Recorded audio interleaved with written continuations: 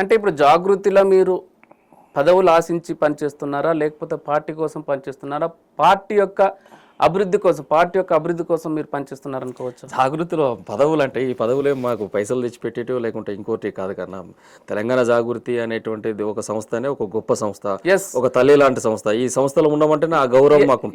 అంటే ఒకప్పుడు జాగృతి అనేది ఉద్యమం, పోరాటం, స్వరాష్ట్ర సాధన. అంటే ఇప్పుడు పూర్తి ఫక్తు రాజకీయ పార్టీగా మారుతుందని అక్కే చెప్పారు. రాజకీయాలు మాట్లాడాల్సిన సందర్భంలో రాజకీయాలే మాట్లాడినాం. ఉద్యమ స్వరూపంగా ఉన్నప్పుడు ఉద్యమాలే చేసినాం. బతుకమ్మలో సంస్కృతిని విశ్వవిపీఠం చేసాం. విశ్వవిపీఠం పైన పెట్టేటప్పుడు సంస్కృతికి పునర్జీవనాన్ని ఇచ్చే విధంగా బతుకమ్మలను ఎత్తుకుంటే దించలేవు. ఆ రోజు బోనం ఎత్తితే దించలే. ఈ రోజు కూడా రాజకీయాల్లో బీసీలకు సంబంధించినటువంటి అన్యాయం జరుగుతుంటే ఆ బీసీ బిల్లుల గురించి కానీ ఏ ఒక్క అంశాన్ని పట్టుకున్నాం, మహిళా బిల్లు గురించి కానీ ఏది పట్టకుండా కవితక్క అనేటువంటి వ్యక్తి ఒక అంశాన్ని పట్టుకుంటే దించదు, కొట్లాడుతుంది తను అనేటువంటివి అని తెలంగాణ ప్రాంతంలో అందరికీ తెలుసు. అదేవిధంగా ఇలా ఏదైతే కాంగ్రెస్ పార్టీ తప్పుడు వాగ్దానాలు చేసిలో 42% సంబంధించిన బీసీ వాటా పైన దాన్ని పట్టుకొని దరిదాపుగా 2 సంవత్సరాల కాలికి బలపం కట్టకుండా అన్ని జిల్లాలు పర్యటించి రౌండ్ టేబుల్ సమావేశాలు పెట్టేసి, ఇందిరాపార్క్ దగ్గర సమావేశాలు, బహిరంగ సభలు పెట్టేసి యావత్ బీసీ సమాజాన్ని అంతా కూడా చైతన్యవంతం చేసి ఏ ఒక్క బీసీ సంఘాలకు లేనంతగా 77 కుల సంఘాల సమీకరణ చేసినటువంటి సంస్థ కేవలం తెలంగాణ జాగృతి. ఇలా అనేక పోరాటాలు ఇలా బీసీల కోసం చేస్తూ ఉన్నాం.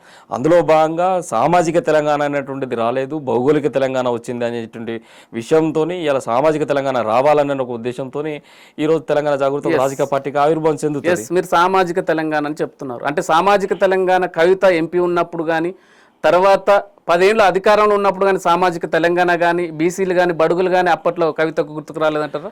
అన్న, ఒకటి విత్ ఇన్ ద పార్టీ ఉన్నప్పుడు మేము బీఆర్ఎస్ పార్టీలో ఎంపీగా కవిత గారు పనిచేశారు. ఎంపీగా అరగ్రేటం చేసి 2014 అత్యధిక మెజార్టీతో 1,60,000 1,70,000 మెజార్టీతో ఆ రోజు గెలిచి పార్లమెంట్కి పోయినాం.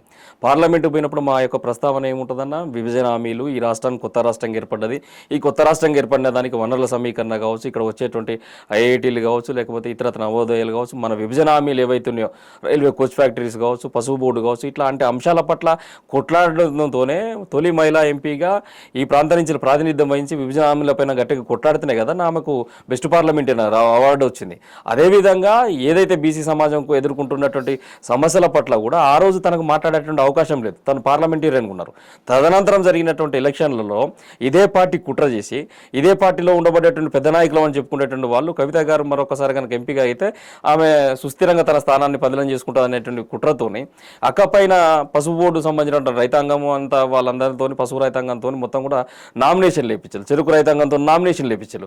మరి ఇదే పార్టీలో పెద్ద నాయకులుగా చెప్పుకునేటువంటి వాళ్ళు హరీష్ రావు గారు కావచ్చు, కేటీఆర్ గారు కావచ్చు, ఎవరైతే ఉన్నారో మీరు వాళ్ళందరినీ ఎందుకు పిలిచి మాట్లాడలేదు? కపిల్లు బీఆర్ఎస్ పార్టీ మీకు హామీ ఇస్తున్నాము, పసుపు బోర్డు చేసే బాధ్యత మాది, ఎంపీలో మాకు బలం ఉన్నది, మనం కొట్లాడదాం కేంద్రంతో, మీరు విత్డ్రా చేసుకోండి, కవితమ్మని అక్కడ గెలిపేయాలని మనం అని చెప్పేసి ఆ రోజు రైతులతో ఎందుకు మాట్లాడలేదు?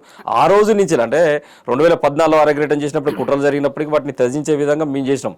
మేమందరం కూడా ఆ రోజున బాల్కొండ, బోధన్ ఇట్లాంటి ప్రాంతంలోకి పోయి పనిచేసినాం. అట్లా ఆ రోజు తెలంగాణ జాగృతి అక్కడ కాపాడుకున్నాం. అదే రెండోసారి ఎలక్షన్లో జాగృతి కార్యకర్తలు ఎవరిని కూడా పాల్గొనొద్దు, క్యాంపెయిన్కి రావద్దని మా పైన ఆ రోజున ఆంక్షలు విధించిన పార్టీ ఎవరు? బీఆర్ఎస్ పార్టీ కదా. అధికార పార్టీ టీఆర్ఎస్ ఉన్నప్పుడు అధికార పార్టీ అండతోనే, బీఆర్ఎస్ పార్టీ అండతోటే తెలంగాణ జాగృతి ఉనికి ఉన్నది. అసలు బీఆర్ఎస్ లేని తెలంగాణ జాగృతి లేదు, అసలు ఉనికే లేదు, పార్టీ లేదు, కవితే లేదని బీఆర్ఎస్ ఇప్పుడు మీకు స్పష్టంగా ఒక మాట చెప్తాను. తెలంగాణ జాగృతి అధ్యక్షురాలు కవితక్క 2006లో తెలంగాణకు వచ్చిన తర్వాత ఆచార్య జయశంకర్ సార్ యొక్క స్ఫూర్తితోని సంస్థ సంబంధించినటువంటి రిజిస్ట్రేషన్ ప్రారంభించారు. మేము డైరెక్ట్ కేసీఆర్ బిడ్డగా వచ్చేసి పార్టీలకు రాలేదే, కేటీఆర్ గారు లెక్క 2008వ సంవత్సరంలో డైరెక్ట్ వచ్చి సభ్యత్వం తీసుకుని ఎమ్మెల్యేగా పోటీ చేసినామా? మేము చేయలే కదా. మేము కేసీఆర్ కూతురు అయినప్పటికీ కూడా తన ఉనికిని తను కాపాడుకోవాలి, తన అస్తిత్వాన్ని తను నిరూపించుకోవాలని కవితకు అనుకున్నది కాబట్టి తెలంగాణ జాగృతి ఆ రోజున పురుడు పోసుకున్నది. 2006 నుంచి 2014 వరకు ఈ ప్రాంతంలో తిష్టవేసి ఉన్నటువంటి అనేక సమస్యల గురించి కవితక్క 1,00,000 కిలోమీటర్లకు పాదయాత్ర చేసింది. కేసీఆర్ గారికి ఈ ప్రాంతంలో ఎంతటి ప్రేమ అయితే ఉంటుందో, ఎంత వాత్సల్యం అయితే ఉంటుందో, ఇక్కడున్న సమస్యల పట్ల ఆయన ఎంత అవపోసన పడతాడో అదే స్థాయిలో కవితక్క అనేక అంశాల పట్ల, చరిత్రకారుల పట్ల, ఇక్కడున్న నవలాకారులు, రచయితలు, వాగ్మేయకారులు, కళాకారులు, ఇక్కడ సంస్కృతుల పట్ల మొత్తం కూడా తన అవపోసన పట్టుకొని ఈ ఎక్కడో మారుమూల ప్రాంతంలో దూరంగా పడవేసి ఉన్నటువంటి గిరిజన గూండు తండాలను కూడా పర్యటించేసి ఈ ప్రాంత సంబంధించిన సమస్యల గురించి తెలుసుకొని తర్వాత ఆ రోజు కేసీఆర్ గారు నిజామాబాద్లో ఎన్టీ రామారావు గారు ఉన్నప్పుడు క్లీన్ స్వీప్ చేసింది అక్కడ ఉన్నటువంటి 9 నియోజకవర్గాలు ఎమ్మెల్యేలను. అదేవిధంగా నువ్వు ఆడ ఉంటే ఖచ్చితంగా అక్కడ మళ్ళీ ఒకసారి మనం క్లీన్ స్వీప్ చేస్తాం బిడ్డ, నీకు అవకాశం ఇస్తాం, నువ్వు పో అని చెప్పేసి సారో ఇచ్చినటువంటి అవకాశాన్ని గౌరవంగా స్వీకరించి ఆ రోజు పోటీ చేసినాం. అప్పటికి మేము రాజకీయాలకు రావాలనేటువంటి విషయంలో అక్కగారు చాలా వైరుధ్యంతోనే ఉన్నారు. అయినప్పటికీ సార్ ఇచ్చినటువంటి ఆ యొక్క అవకాశాన్ని ఆ రోజున మనం స్వీకరించేసి మేము పోటీ చేసినాం, అత్యధిక మెజార్టీతో గెలిచినాం. ఇలా మేము డైరెక్ట్ రాలేదే, బీఆర్ఎస్ పార్టీ సభ్యత్వం తీసుకొని బీఆర్ఎస్లో కేసీఆర్ కూతురుకు రాలే. ఆ రోజు నుంచి వెళ్ళి ఈ రోజు వరకు ఎప్పుడు మా పైన కేసీఆర్ షాడో లేదు. కవితక్క కేసీఆర్ షాడో లేకుండానే ఎదిగింది. కానీ తండ్రిగా తనకు పుట్టినటువంటి కుమార్తె కాబట్టి కేసీఆర్ కూతురు అనేటువంటి అన్నారు. నేను ఇంకో సందర్భం ఉదాహరణ చెప్తా. ఈ ప్రాంతంలో షర్మిల వచ్చింది, షర్మిల వచ్చి పార్టీ పెట్టింది. ఈ ప్రాంతం కాకపోయినా షర్మిల వచ్చి పార్టీ పెట్టింది. ఈ ప్రాంతానికి వైఎస్ రాజశేఖర రెడ్డి ఏదో చేసిండు కాబట్టి వాటన్నిటిని తీసుకొని రాజన్న రాజ్యం మళ్ళీ స్థాపిద్దామని చెప్పేసి నేను మీ వైఎస్ఆర్ రాజశేఖర రెడ్డి మీ ప్రియతమ నాయకుడు రాజశేఖర రెడ్డి బిడ్డ షర్మిల అని చెప్పేసి ఆయన పేరు ముందు పెట్టుకొని తర్వాత ఆమె పేరు చెప్పుకునేది. ఏ రోజన్నా మేము కేసీఆర్ గారి పేరు చెప్పుకున్నామా? ఏ రోజు మాట్లాడలే. మా సంబంధించినటువంటి ఫ్లెక్సీస్ కానీ మా ఎజెండాలా కానీ ఎక్కడ కూడా కేసీఆర్ సంబంధించినటువంటి కేసీఆర్ గారి యొక్క ప్రభావం అనేటువంటి ఎక్కడ లేదు. ప్రస్తుతం కూడా మేము ఎక్కడ కూడా సార్ సంబంధించినటువంటి మీరు షర్మిల టాపిక్ తీసుకొచ్చారు కాబట్టి చెప్తున్నాను. అంటే కవిత కూడా మరో షర్మిలగా మారబోతుందని అంటున్నారు. మాకు ఆమెకు నక్కకు నాగలోకలకు సంబంధం ఉంది, అంత తేడా ఉంది. పూర్తిగా ఆమెకు మాకు భావసారూప్యత ఎక్కడా లేదు. ఆమెకు కనీసం విషయ పరిజ్ఞానం కూడా ఏముంటుందో ఏం లేదో నాకైతే తెలియదు. ఈ ప్రాంతంలో ఆమెకు అసలు ఎట్లాంటి ఉనికి లేని కాడ వీటికి వచ్చి ఫెయిల్ అయిపోయింది. ఈ రోజు అక్కడ ఉన్నట్టు జాతీయ పార్టీలో పోయి మెర్జ్ అయిపోయింది. సరే ఆమెకు ఆస్తుల గొడవలు ఉన్నాయా ఇంకేమున్నాయో మనకు తెలియదు. ఇక్కడ కూడా కవిత కూడా ఆస్తుల గొడవ అనుకో. నేను అదే ఆమెకు మాకు చాలా మా విషయానికి వస్తే ఈ సమాజంలో ఉండి పట్టి పీడిస్తున్న అనేక సమస్యల పట్ల మాకు అవగాహన ఉన్నది. ఇక్కడ అనేక కులాలు అనేక సబ్బండ వర్గాల పైన మాకు అవగాహన ఉంది. ఈ ప్రాంత వనరుల పైన అవగాహన ఉన్నది. ఈ రోజు మేము పార్టీ పెట్టడం అనేటువంటి కూడా ఏదో నీళ్ళ మీద దెబ్బ కొట్టినట్టుగా ఆషామాషిగా పెట్టడం అంటే మాకు పార్టీకి బ్రహ్మాండమైన ఆఫీస్ ఉంది, అది మాకు జెండా ఉంది, ఎవ్రీథింగ్ అంత ఇన్ఫ్రాస్ట్రక్చర్ ఉంది. పార్టీ అనౌన్స్ చేసుకోవచ్చు కాసేపట్లో. కానీ ఈ తెలంగాణ ప్రాంతంలో ఉన్నటువంటి అనేక అంశాల పట్ల మనం విషయ పరిజ్ఞానం కలిగి ఉండాలి. కార్యకర్తలకు కూడా ఆ విషయ పరిజ్ఞానం ఉండాలని చెప్పేసి ఇలా సుమారు ఒక 56-60 అధ్యయన కమిటీలు వేసేసి ప్రతి ఒక్క అంశాన్ని కూడా ఇలా అధ్యయన కమిటీల ద్వారా పూర్తిగా సూక్ష్మంగా పరిశీలించుకొని వాటి రివ్యూలు నిర్వహించుకొని దాని నుంచి ఒక ప్రజల ఎజెండాను తీసుకొని ప్రజలకు ఏం కావాలో ఆ ఎజెండాను ప్రజల ఎజెండాగా, మా ఎజెండాను ఎవరో కూర్చొని 4 రూములలో 6 రూములలో కూర్చొని డిసైడ్ చేసేది కాదు. ప్రజలు ఏం కోరుకుంటున్నారో అదే ఎజెండాగా తీసుకొని రేపు ప్రభావవంతమైనటువంటి రాజకీయాలు, సమతుల్యతతో కూడుకున్నటువంటి రాజకీయాలు, బీసీలకు పెద్దపీట వేసే విధంగా, యువకులకు పెద్దపీట వేసే విధంగా, మహిళలకు పెద్దపీట వేసే విధంగా, సామాజిక తెలంగాణలో మరొకసారి స్థాపించే విధంగా ఈ ప్రాంతంలో ఒక రాజకీయ విప్లవాన్ని సృష్టించే విధంగా కవితక్క పనిచేస్తా ఉంది. ఎస్, మీరు పదే అంటున్నారు సామాజిక తెలంగాణ. సామాజిక తెలంగాణ ఇప్పుడు సామాజిక తెలంగాణ అంటే బడుగు బలహీన వర్గాలకు అవకాశాలు రావాలి, రాజకీయంగా పదవులు రావాలి, ఉన్నతంగా విద్యా ఉద్యోగాలు రావాలి, బీసీలు ఎదగాలనే కాన్సెప్ట్ సామాజిక తెలంగాణ. 10 ఏండ్లు అధికార పార్టీలో ఎంపీగా ఎమ్మెల్సీగా ఉన్నారు. అంటే ఇప్పటికే బీసీ సంఘాలు బీసీ గురించి కొట్లాడుతున్నాయి. ఒక అగ్రనాయకత్వం బీసీలకు నాయకత్వం వహిస్తామంటే బీసీలు యాక్సెప్ట్ చేస్తారా? ఎందుకు చేస్తారు లేరన్న అగ్రకుల నేను ఏమంటున్నా ఇప్పుడు ఒకటే, ఎలా బీసీలకు సంబంధించిన పంచాయతీ బీసీలో దింపుకోవాలి, ఎస్సీలకు సంబంధించిన పంచాయతీ ఎస్సీలో దింపుకోవాలి, ఓసీల పంచాయతీ ఓసీలో దింపుకోవాలని ఇక్కడ రాజ్యాంగంలో చెప్పబడలేదు.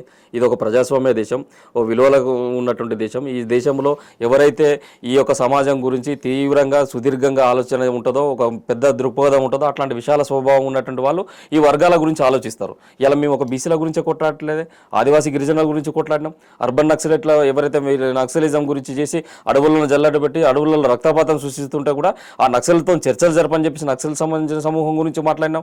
అనేక రకాలుగా విచ్ఛిన్నమైపోయినటువంటి వర్గాల గురించి మాట్లాడినాం. అంటే ఆ వర్గం గురించి మాట్లాడాలంటే ఆ వర్గమై ఉండాలనేటువంటిది ఎక్కడ చెప్పబడలేదే. అట్లయితే దళితుడైనటువంటి అంబేద్కర్ దళితుల కోసమే మాట్లాడాలి కదా. ఈ సబ్బండ భారతదేశంలో ఉన్న ఇన్ని వర్గాల గురించి ఎందుకు మాట్లాడిండు, ఇన్ని వర్గాల గురించి రాజ్యాంగాన్ని ఎందుకు రచించిండు? కాబట్టి నేనేమంటున్నా, ఒక దీర్ఘకాలిక దృష్టి ఈ సమాజం పైన, ఒక బ్రహ్మాండమైనటువంటి అవగాహన, సుదీర్ఘమైనటువంటి రాజకీయ విశ్లేషణ ఉండేటువంటి వాళ్ళు ఖచ్చితంగా అన్ని వర్గాల గురించి మాట్లాడతారు. అంటే ఇక్కడ ఎవరిది నమ్మాలి? మేము ఇప్పుడు సామాజిక తెలంగాణ అనేది అటు బీసీల కాన్సెప్ట్ తోటే పార్టీలు వెలిసాయి, బీసీ సంఘాలు తిరుగుతాయి, బీసీ సంఘాలు కూడా ఫైట్ చేస్తున్నాయి. దాంతోపాటు కవిత గారు కూడా ఇప్పుడు సామాజిక తెలంగాణ ఎత్తుకున్నారు. అసలు ఇప్పుడు ఎవరిది నమ్మాలి? మేము పోయే విధానం, మా యొక్క ఏదైతే బీసీలకు మేము చేసేటువంటి సపోర్టు, మేము చేసే కార్యాచరణ, మేము చేసే కార్యక్రమాలు, మేము భవిష్యత్తులో మేము వెళ్ళేటువంటి దారి, మేము చేసేటువంటి అప్రోచ్, ప్రజలను మేము అడిగే తీరు, మా యొక్క తీరుతెన్నులు, మా నడవడిక, ఇవన్నీ కూడా ప్రజలను ప్రభావితం చేస్తాయి. రేపు మమ్మల్ని చూస్తూ ఉంటే మీకు అర్థమైపోతుంది కదా మా అప్రోచ్ ఎట్లా ఉన్నది, మేము ఎట్లా బీసీ సమాజం కోసం కొట్లాడుతున్నాం, మేము తీసుకునేటువంటి ఇష్యూస్ ఎట్లున్నాయి, ఎట్లాంటి వాటిపైన మేము ఫైట్ చేస్తూ ఉన్నాం. ఇలా ఎవరన్నా ఏ సంబంధించినటువంటి బీసీ సంఘాలు రాష్ట్ర వ్యాప్తంగా అన్ని జిల్లాలు తిరిగి రౌండ్ టేబుల్ సమావేశాలు పెట్టిరన్నా? సుమారు 70-80 కుల సంఘాలను క్రోడీకరించుకొని ఉద్యమాలు చేసిన వాళ్ళు ఎవరన్నా? ఏ ఒక్క సంఘానికి చూస్తే ఒక 10-15 సంఘాలు, ఒక 20-30 సంఘాలు ఆ బీసీ సంఘాలతో ఉన్నాయి తప్పితే ఒక 70-80 కుల సంఘాలు మాత్రం కలిసి వచ్చి ఉన్నాయంటే మేము ఎంత ప్రభావితంగా పనిచేసినాం అనేటువంటిది ఒకసారి అవగాహన చేసుకోవాలి. రెండోది అంశం చెప్తున్నా, ఇదే 42% బీసీ వాటా గురించి కామారెడ్డి డిక్లరేషన్ ఇచ్చిన తర్వాత అప్పటి నుంచి కూడా వెంటబడుతూ పనిచేస్తున్నటువంటి వ్యక్తి కేవలం కవితక్క. బీసీ డెడికేషన్ కమిషన్ వేసినప్పుడు కానీ, దాని కాలపరిమితి చెల్లిపోయినప్పుడు కానీ, తర్వాత వాటికి సంబంధించిన నివేదికలు బయట పెట్టినప్పుడు కానీ, ఆర్డినెన్స్ల రూపంలో బిల్లులు ఇస్తామని చెప్పేసి అన్నప్పుడు కానీ, గవర్నర్ దగ్గర, రాష్ట్రపతి దగ్గర పెండింగ్ ఉన్నప్పుడు కానీ, అనేక సందర్భాల్లో ఎక్కడ ప్రశ్నించని రోజు ఉన్నది, ఎక్కడ మాట్లాడని రోజు ఉందో ఒక రోజు చూపెట్టండి. ఇదే బీఆర్ఎస్ పార్టీ బీసీల మీద నిజంగా చిత్తశుద్ధే కనుక మీకుంటే మరి ఎందుకు మాట్లాడలేదు ఇప్పటివరకు? ఎందుకు ఒక ప్రజా పోరాటాలను తీసుకురాలేకపోయిల్లు? బీసీలను చైతన్యవంతం చేసి ఎందుకు మాట్లాడలేకపోతున్నారు మీ దగ్గర ఉన్నటువంటి పెద్ద నాయకులు? నేను ఇవాళ అడుగుతున్నా, ఇదే బుట్టంగారు మాధవరెడ్డి అనేటువంటి వ్యక్తికి ఈ రోజు మున్సిపల్లో టికెట్ ఇచ్చిళ్ళు. బీసీలకు వ్యతిరేకంగా మన సంబంధించిన, సరే అది వచ్చునా రాకపోనా, చట్టబద్ధంగా రైటా రాంగా పక్కకు పెడితే, బీసీలకు సంబంధించినటువంటి ఆ యొక్క వాటా ఆగడం కోసం, ఆ రిజర్వేషన్ ఫలాలు రాకుండా న్యాయస్థానాలను ఆశ్రయించి బీసీలకు వ్యతిరేకంగా పోయినటువంటి వ్యక్తికి ఈరోజు నీ పార్టీ పెద్దపీట వేసేసి బీఫామ్ ఇచ్చిందంటే నువ్వు బీసీలకు వ్యతిరేకవా, మద్దతుదారువా? ఇలా బీఆర్ఎస్ సమాధానం చెప్పాలి.